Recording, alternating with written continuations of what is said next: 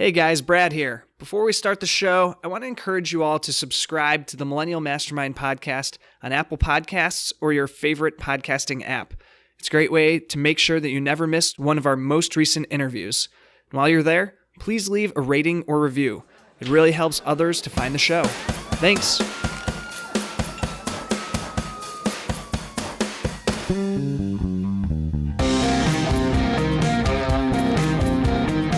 In Napoleon Hill's timeless classic, Think and Grow Rich, he defines a mastermind group as the coordination of knowledge and effort between two or more people for the attainment of a definite purpose. In this podcast, that coordination is created between you, me, and our amazing guests. Our definite purpose is achieving extraordinary results in your business and your life. I'm your host, Brad Mulvey. Welcome to the Millennial Mastermind Podcast.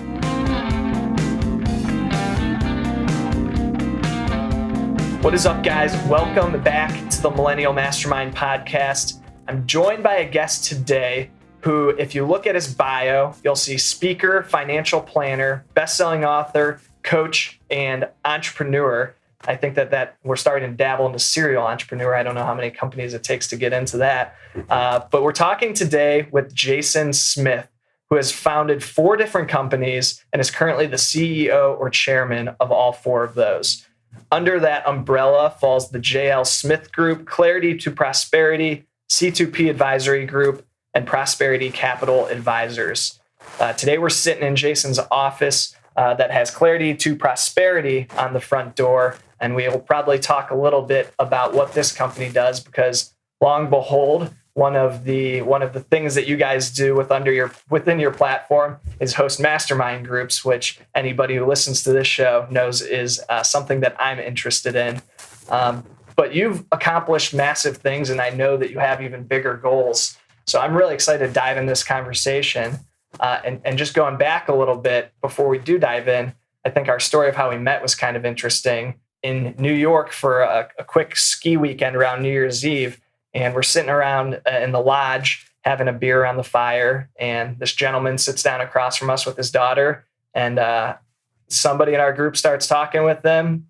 Interesting guy. End up giving him my card to stay in touch. And then you emailed me that night saying, I too host a mastermind group, because you saw Millennial Mastermind in there, right. Which was great. I'm pretty excited to dive into it and hear and share with the audience some of what you've done, but I'm excited to learn myself about how you've gotten to where you are today and some of the tools, tactics, and tips we can kind of pull out of your experience. Yeah, thanks for having me, Brad. Appreciate it. Absolutely. So before we dive into kind of where you're at today and what some of the companies that you're doing now are, you were pretty successful at a pretty young age by most people's standards.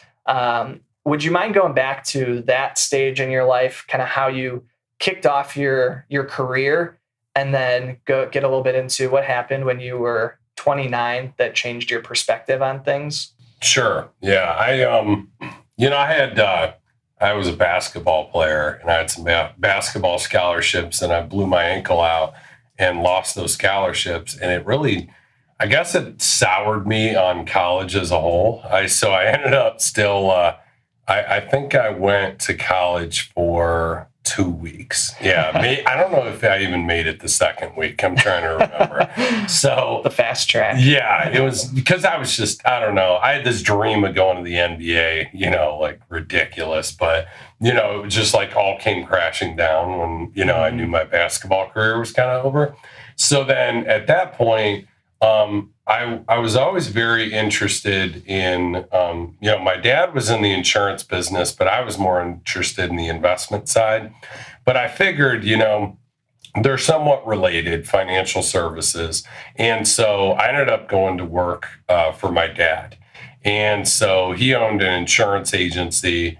And actually, I had to go out and knock on doors and cold call people like door to door to try to sell life insurance and have medical insurance policies. And it was the worst thing ever. That'll introduce you to rejection. Oh, God. I mean, literally, I used to go home crying. Like, I remember. It was horrible. But at the end of the day, when I look back, that was one of those things that I don't know, it provided me so much strength in like how to just get up after getting knocked down so many times, perseverance and, just to have to have the guts to do it too, to a certain extent. 100%. So I definitely look back as that being a really good experience. But from there, I kind of just became, for lack of better words, kind of a journeyman, everything insurance and financial related. I try all kinds of different lines of insurance and different financial products, and worked by the way, my dad, I didn't even last a year there, and then he fired me. And so then from there, I kind of just went out and, was working with different groups, trying out different things, learned a lot of different things. But ultimately, real quickly, within a few years, I started my own, I hung my own shingle, basically. I actually started working out of my mom's office, or mom's house briefly. And then I ended up getting like a $500 a month, real low rent, just to have my own, address and phone number established. Mm-hmm. And then I just, I really caught the bug for learning and growing and reading books and, just continuing to self-educate myself. And so fast forward to like 29 years old, after I dabbled all throughout, the industry, financial and insurance, I was doing well. I was making like, $550,000, $600,000 a year, working out of a storefront at $500 a month, with a part-time assistant that came in a few days a week to help me out, real low overhead. And, but all of a sudden, so I had a new wife and a young daughter. And all of a sudden I came home and I was playing in a basketball league, still played a little bit. And my heart's like jumping out of my chest and beating all funky. And long story short, I end up in an emergency room. They diagnosed me with a heart condition that was going to require open heart surgery and potentially, could be life-threatening. Wow. So I was like the shoemaker's kid because my dad was an insurance guy. I had no life insurance though. And so now I'm looking at my wife and daughter and I'm like, if I die on an operating table, my income dies with me, and I'm making $500,000-$600,000 a year. And so I got real serious at that point about, I have to figure out, I don't really have a business. I'm just a really good salesperson. And now I have to figure out, how do I build a business that runs independently and successfully with or without me? And so I just, I took it from a level of reading books and, attending local conferences and, listening to tapes. And back then it was like cassette tapes, different people I would buy. I went Tony Robbins. Yeah. I mean, a lot of, definitely Tony. He was one of them. I went from that to like, all right, I'm going to start really investing in myself and like flying all around the country, joining all these different coaching programs. Some of my favorite ones that I've gotten the most out of, the number one by far is Strategic Coach. Mm-hmm. So that's something that I've just gotten an immense value out of. That's a quarterly coaching program founded by Dan Sullivan. That's an entrepreneur, small business owner coaching program. The other is E-Myth, and so Michael Gerber. And so that really was, a program that I joined that showed me how to build a lot of processes and systems that the big boys use. And so in a small business, it taught you how to really build the structure. And it was labor intensive. They had a lot of homework. But, they have a book, E-Myth Revisited, actually. It's a great book. Dan Sullivan of Strategic Coach has some great podcasts and things that you can, and tons of books he wrote. But in several others, I mean, I joined everything I could join, different coaching programs, going to different educational seminars, workshops, conferences. I just became a junkie of out there trying to figure out how the most successful people do it. How did they build businesses in the financial services space? And so that I just became dedicated to learning and growing, basically.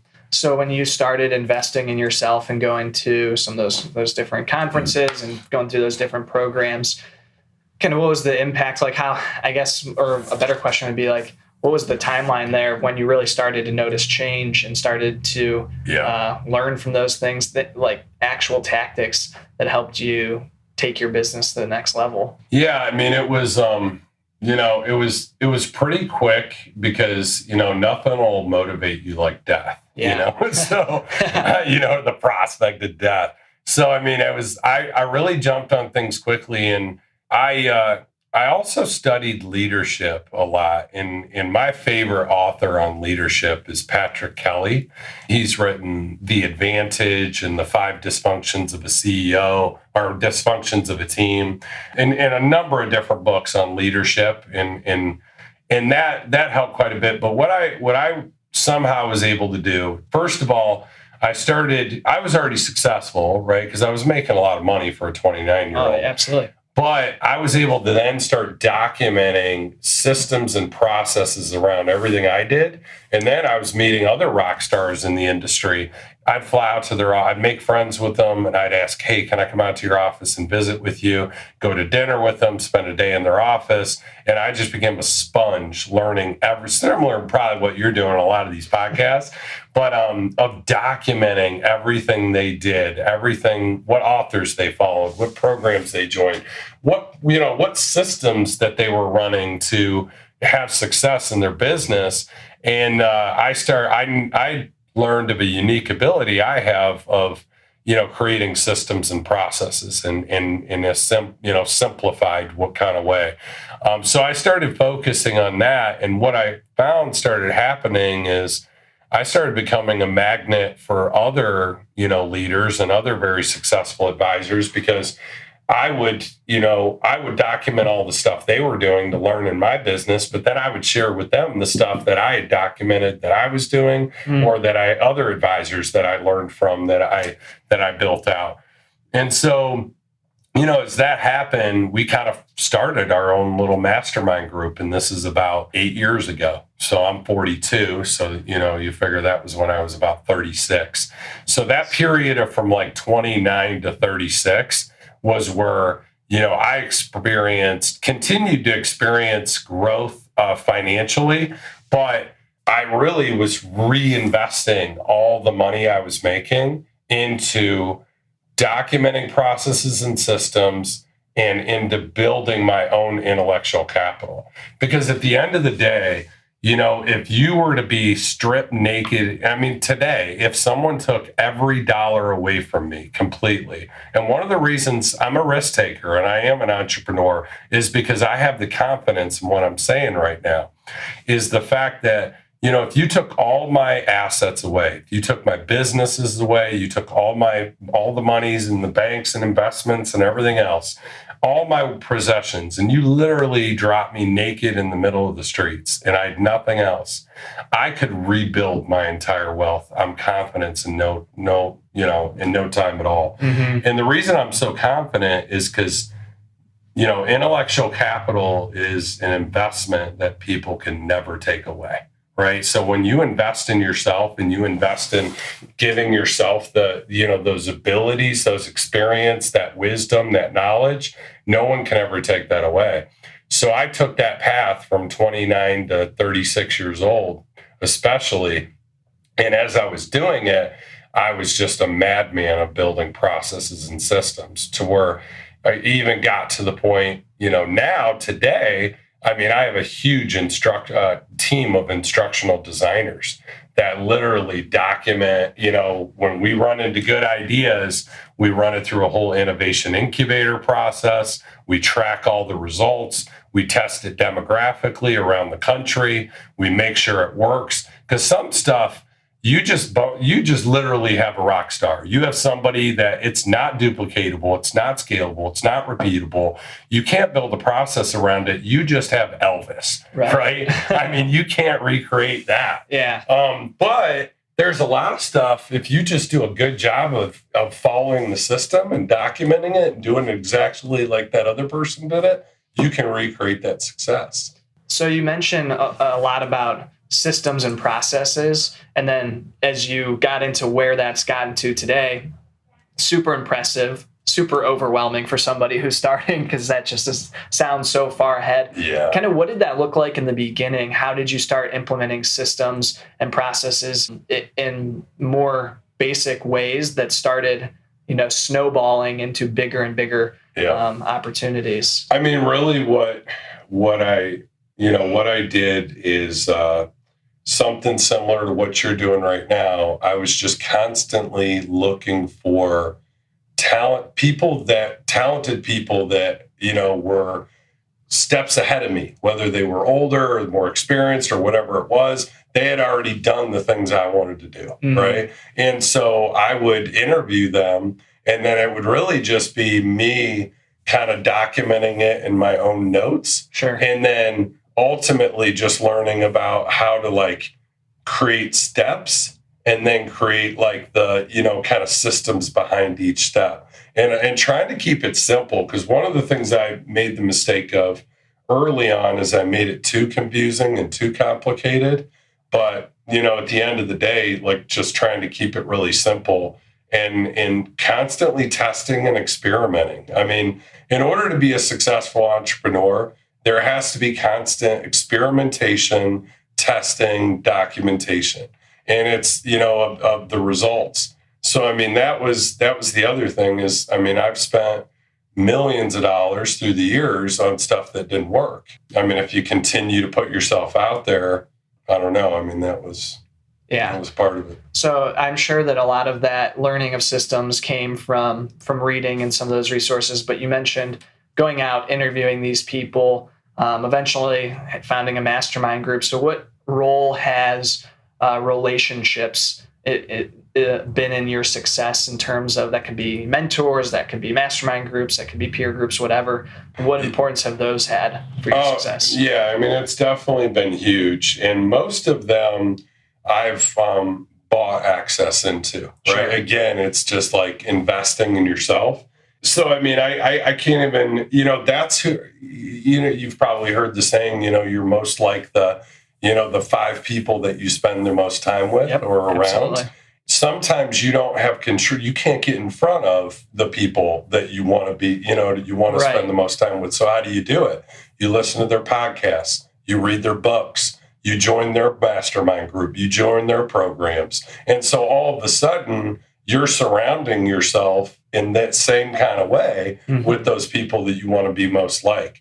So my mentors, and the people I've learned most from have been people that, I mean, for lack of better words, I bought access to. It's not easy to get in front of the people, that are as high up as, you eventually want to be. Yeah. And I love that you mentioned that, because a lot of times you'll hear on different podcasts about, networking your way to these people, or to be able to surround yourself doing it all through networking, which is a huge piece of it. Yeah. But I think that sometimes the level of individuals that you want to get to, you could probably do it if you're strategic, but it could take years. And sometimes buying access into a mastermind group or buying access into a program that somebody's offering can help you leapfrog that if you're willing to make that investment. Yeah. And as you say that, Brad, I mean, the one reality is, though, for your listeners that are millennials, the one good thing is I love helping people. And I think a lot of successful people, I'm 42, but you get people in their 40s and 50s and 60s that have made it.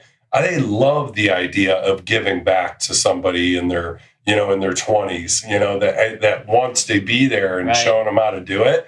So, I mean, in hindsight, if I would have knew then what I knew now when I was in my early 20s, I would have been trying to network my way in front of a lot of different people. But, I didn't really, I don't know. It was never presented as an option to me. I didn't have a mentor to teach me that. I didn't have podcasts I was listening to or whatever it was. So I ended up just going a different route. But I mean, I would definitely say, you would be shocked at how successful people will just open up their calendar to you. You've probably experienced it in doing what you're doing. Yeah. And to that point, so what do you look for in somebody when you're thinking about maybe helping them, or people at your level of success? What do you think a young person needs to be saying, doing, or displaying to you for you really want to invest in that relationship and that person. Right.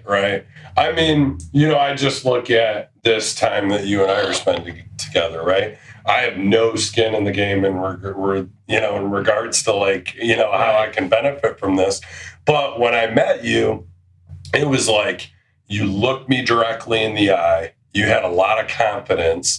I could tell you were very I don't know, you had that mindset of wanting to learn or there's a saying that just popped in my head as I was saying this, but it's better to be interested than to be interesting. Yeah.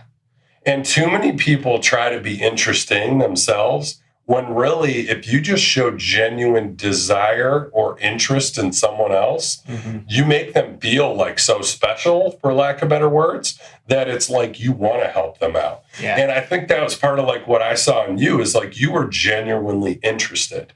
You were asking me questions and really just curious about kind of who I was and what my situation was. And it was immediately that you earned the right, for lack of better words, for me to, give you my time or whatever, because the approach you took. But, definitely confidence, eye contact, being interested versus being interesting, doing what you say and saying what you do. Like you said you would follow up, you did. You said you would send me an email, you did. It was too many people, they lose sight of how important that is. Even though I'm habitually late and there's no excuse for that. I try not to be, but you were on time. You know what I mean? So it's those little things of saying what you do, doing what you say, showing up on time, making eye contact, and being interested in the person you're actually talking to. That goes so far. I wanted to, see how I could get back or help or, that's why I was then asking you all these questions about what do you do in your current job? Do you like sales? Do you like marketing better? Because I'm actually thinking, okay, this kid's super bright. Is there a way in one of our companies, do we have a spot, because you're talented. So yeah. Well, I appreciate that, and I appreciate that advice. I think that those are some really good pointers for people to follow when they're approaching anybody who they want to network with. I want to change gears a little bit and talk about the mastermind group that you mentioned that you founded, Clarity to Prosperity, right, is the umbrella company over that, I believe.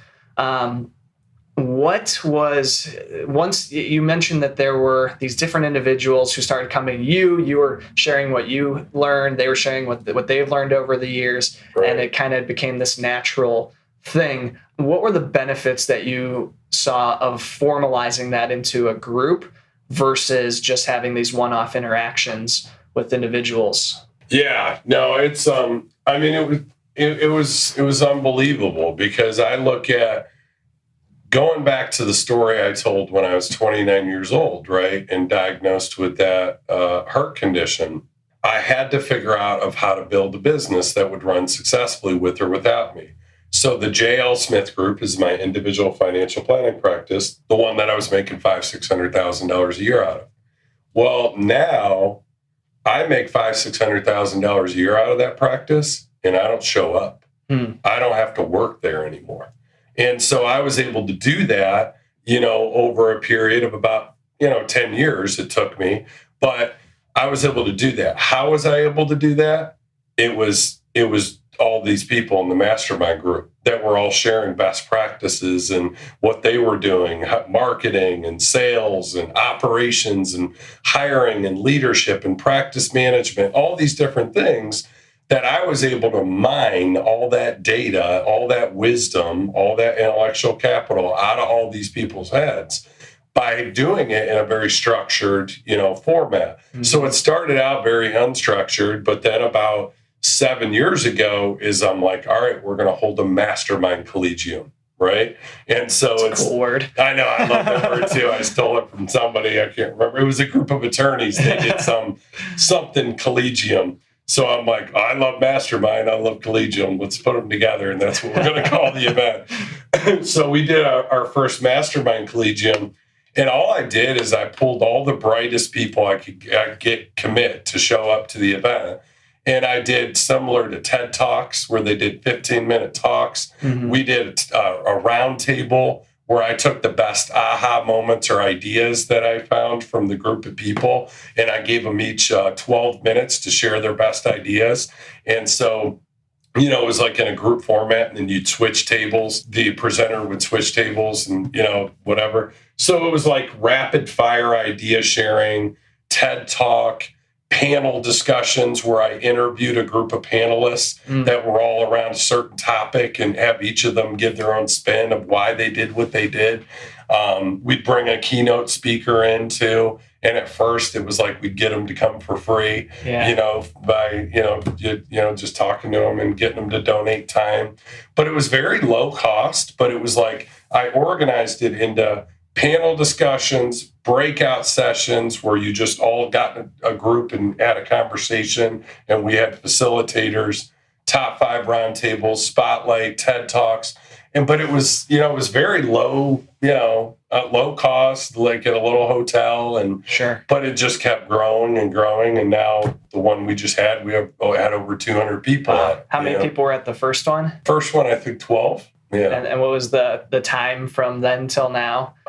7 years ago. 7 years. Yeah. Okay. Yeah, that's incredible. Yeah. It's definitely got the wheels spinning. And the first one was free, and now everybody pays $20,000 a year to be part of it. There you go.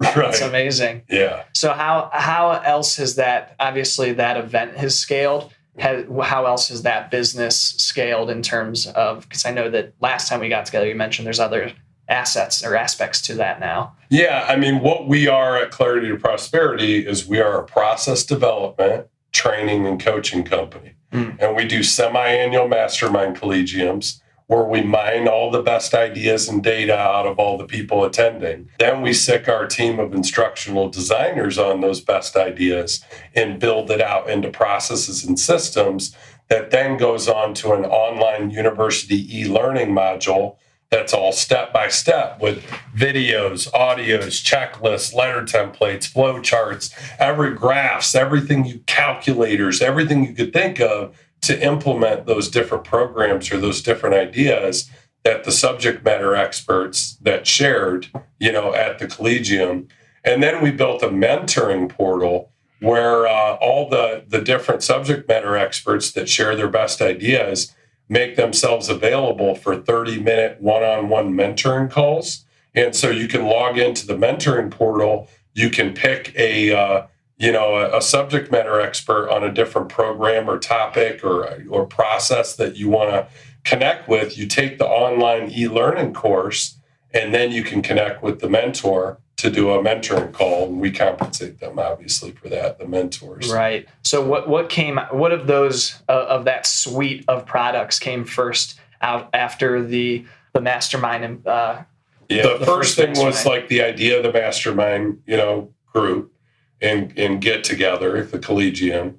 Then immediately, and even preceding that, I was already building a lot of processes, but then it was building it out online to make it everybody accessible into a learning management system like online university e-learning. And that's what I would say for like the entrepreneurs that are, or aspiring entrepreneurs that are listening to this podcast. Those are the kind of resources you got to gain access to, right? Because they're out there. I mean, there's online university e-learning modules around these topics. There's coaching programs. There's books. I mean, books are great. Podcasts are great, but it's a whole different story when you're actually getting the coaching and the online step-by-step resources around what you're trying to learn. Yeah. So I think anybody who is listening to this and considers themselves a big thinker is now questioning that at how big you thought leading into this. And it's awesome to hear how this has grown. I know you're about to ask me, I want to add something because I'll forget if I don't. Please do. So, one thing that I think is so important when you're starting a business is you need to have something that Peter Diamandis, I'm in his CEO coaching program. It's called Abundance 360. He's like hooked up with Ray Kurzweil, and there's Peter. There's some crazy people. I shouldn't even say their names in my group, but anyways, Peter teaches to be, if you want to. Like billionaire thinking, that's part of this group. Like think like a billion, like how do billionaires think? How do they act? What do they do? in companies that are very successful. And so, I mean, you got to shoot for the what's it say? Shoot for the moon to land amongst the stars. Right. Even though it makes no sense. We get what it's saying. And so you should have a massive transformative purpose. It's called an MTP, massive transformative purpose. And all the big companies have it. Like, I think Google's is to organize the world's information, right? And so every big, very successful company has, and this is different than a mission statement or whatever. I mean, it isn't some big long paragraph. It's a handful of words that are the core of what you're trying to accomplish. And it's got to be big. It's got to be almost like a moonshot goal, right? Mm-hmm. And so, our goal as an enterprise, because I have a holding company that owns the companies you spoke of earlier, our goal as an enterprise is we want to simplify the financial planning process for 1 billion people worldwide. And so that's an example of something that's aspiring, right? I mean, that inspires people. It inspires partners. It inspires, vendors, suppliers, employees, potential partners. I mean, and that's what you got to do. I mean, if you want to accomplish something really great, you got to shoot as high as you can think. You got to have moonshot thinking, and so a massive transformative purpose is something.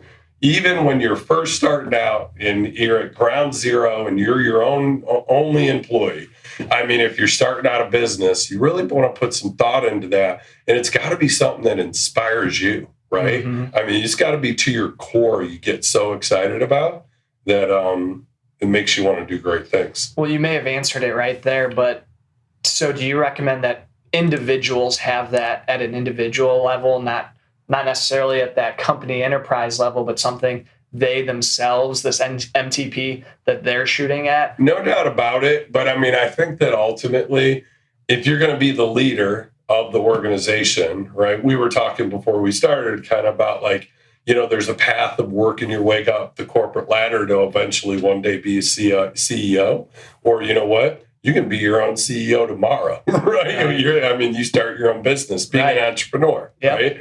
And then you build your way, and before you know it, you've built this whole corporate thing underneath you. Mm-hmm. And that's what I'm seeing kind of now, what's happened to me. But at the end of the day, it's like to have that massive transformative purpose, it's primarily something that, in my opinion, is going to be like business related. It's like, what inspires you to want to do great things, and how can you, lead, a team of other people eventually, mm-hmm. To want to do great things with you, right. You want to it's got to be massive because it's got to be huge. It's got to be like, it will probably take me the rest of my life to eventually get to that billion people. Sure. And every person that reads one of the books I write, or every person that attends a training, or every financial advisor that I train that then helps a family, everybody in that family, their life was just simplified. Mm-hmm. We've helped simplify the financial planning process. So I know I'm going to get to that billion number. I'm not going to be able to count it, you know what I mean? But I know I'll get there throughout my lifetime. And so it's got to be massive. It's got to be transformative, because if I can simplify the financial planning process for 1 billion people, I mean, that's a big, scary thing for a lot of people. And it causes a lot of anxiety. It causes a lot of mistakes. And eventually they could run out of money, mm-hmm. and it could be devastating for their spouse and their family if they don't have it in order. Right. So it's transformative, right? And obviously it's a purpose. It's like a purpose-driven kind of statement. Mm-hmm. So yes, if you were asking, could you just have it as like a personal goals kind of statement? Yeah, you could, but I would think of it through a lens that ultimately you're going to be able to build a business around. Right. And if it's as big as you're describing it to be, you almost have to have a business behind it to fuel it, to be able to scale to those incredible levels that, I mean, you're talking about impacting a seventh or an eighth of the people on planet Earth. So It has to have some jet engines attached to it. No doubt about it. Yeah. So if you could take these past 20 or so years of experience, especially post heart condition where you've really started building out all these processes and you've really invested in yourself. Is there one piece of advice that you would pull out that if you could go back in time and talk to, 22-year-old Jason, that you would give to him or give to yourself at that stage in the game? God, that's a really good question. If I could go back to that point and give I would say that I probably, again, from 22 to 29, I did a good job becoming like a really good salesperson in the financial services industry, but I wasn't dedicated to the learning and the growth, that I am from 29 to now 42. I think what I would do is at 22, I probably could have used the words you said, networked my way into unbelievable opportunities by just being persistent and calling and emailing or mailing or showing up at their businesses to try to gain access to the people that I could have gained access to back then. And so I think that's one. I think the other thing is like, I just didn't have enough high expectations and goals for myself. I kind of just found my way to where I ended up. It wasn't like I had like huge aspirations for myself at a young age. So, just setting your goals unbelievably high because, it's just amazing what you can accomplish when you put your mind to it. That would certainly be one. And you mentioned something a little bit ago. You said it was one of my goals for this week. And for me, and even today, I fall off and I slip and don't do it. But when I'm in the habit of literally writing down goals, I do it every quarter because I'm in strategic coach. And it disciplines me to set my quarterly goals every quarter. And I've done that for 12 years that I've been in that program. But the weekly goals are huge. And I set weekly goals in, health and fitness, how many times I'm going to work out, what my eating and drinking is going to look like that week, my consumption, just everything. I set goals on what I want to accomplish that week, in business. And then I also set goals in family and personal and charitable and things. So I remember to reach out to the people I love, send flowers to my wife, right. Do those little things. But just by doing bite size in those three kind of categories, health and fitness, business, and then personal, I just remember to keep work-life balance and keep chipping away at those quarterly goals that I sit down and write every quarter. Yeah, because it's so easy to lose focus on one of those buckets. But the thing that I found too is, and you mentioned with your group, helps you keep on track with those quarterly, but any kind of, whether it's a mastermind group, an accountability partner, just a friend that you talk to pretty regularly, when you start to share these things and put some sort of structure behind it, you don't have to pay money necessarily to do that. You can tap your friend on the shoulder, but it helps keep you on track a little bit. You're so right. That's how I started doing the weekly ones. It was a guy in my strategic coach class that I said, hey, I really need an accountability partner to make sure I stay on track. How about we do a call once a week and we just share our goals for the week. And then, 1 week later, we'll set, a reward or a penalty if we did or didn't hit those goals. So he's more of a reward guy. I'm more of a penalty guy is what inspires me. So if I didn't, for each goal I didn't hit, I had to take an ice cold shower from that day to the next Monday when we do our call again. I love it. Or I'd Cavs tickets, to the Cavs game. I had season tickets, and I literally, if I didn't hit my goals, I would have to give away a set of my, season tickets. One time I even said I would burn them, and I literally had to take a video of setting these tickets on fire in my hand. Because I burned the thing. Yeah, it was fun. We did a lot of little things, little stuff. He had to grow a mustache, and he was an Asian guy, and he was I do not look good at a mustache. He's I don't think Asian people, he's hilarious. He's look good at mustaches at all. He's like, but I will grow a mustache if I don't reach this next goal. And he did. It was funny. Nice. Yeah, that's exactly how my first mastermind group started. Was a buddy of mine, accountability partners, every Monday morning had a call. And then we just, from talking about it with other people, they're like, I want in. How do I get involved in this? And then formalized into this thing. And now we're getting ready to start our second group. So that's cool. It's inspiring to hear that that's how it started for you too early on. Well, Jason, I think that we covered a lot of amazing stuff here. Any final thoughts that you want to leave for any millennials who are thinking about or early on in their entrepreneurial journeys? The only thing I would say, and I've mentioned it a couple times throughout, but if you're looking for fantastic, books, and they're written as fables, so they're really fun to read because they're like stories.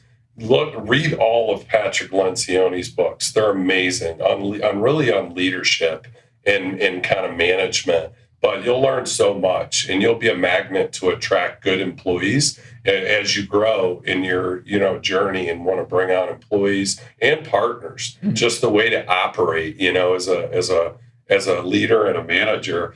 And then secondly, E-Myth Revisited by Michael Gerber. Gerber, yeah. So that book is all about, like, if you already started your business and it's kind of doing well, but now you're like, whoa, like I need to really get serious about my financials, my reporting, my operations, my hiring, my documentation of processes and systems and all those kind of things, building a strategic objective and goal setting and all those, E-Myth is unbelievable. And then thirdly, if you're already a successful enough entrepreneur and you're making, I think the minimum threshold for this program is you have to be making at least $100,000 a year in income, then strategic coach. And that was the biggest game changer for me. I mean, all three were amazing, but strategic coach teaches you how to think like a better entrepreneur, how to act, how to attract top talent, how to focus on your own unique abilities. Mm-hmm. And it gives you all these tools and systems that you can implement to run, a small entrepreneurial business and take it to the next level. Awesome. And then I'm sure people will be listening to this and they'll be interested in learning more about you. Is there anywhere that you'd point them online to check out you, or even if they're listening and interested in any of your actual services or companies? Yeah, I mean, I have a book right now that was it's a bestseller. It's in all the airport bookstores, Hudson bookstores. It's called The Bucket Plan. And so it's a very simple way to think about financial planning. And so that's something you could definitely read. And then really the people that are going to be able to learn from me or get a lot of value out of what I do is going to be people in the financial services industry. Okay. So I would go to that Clarity to Prosperity website.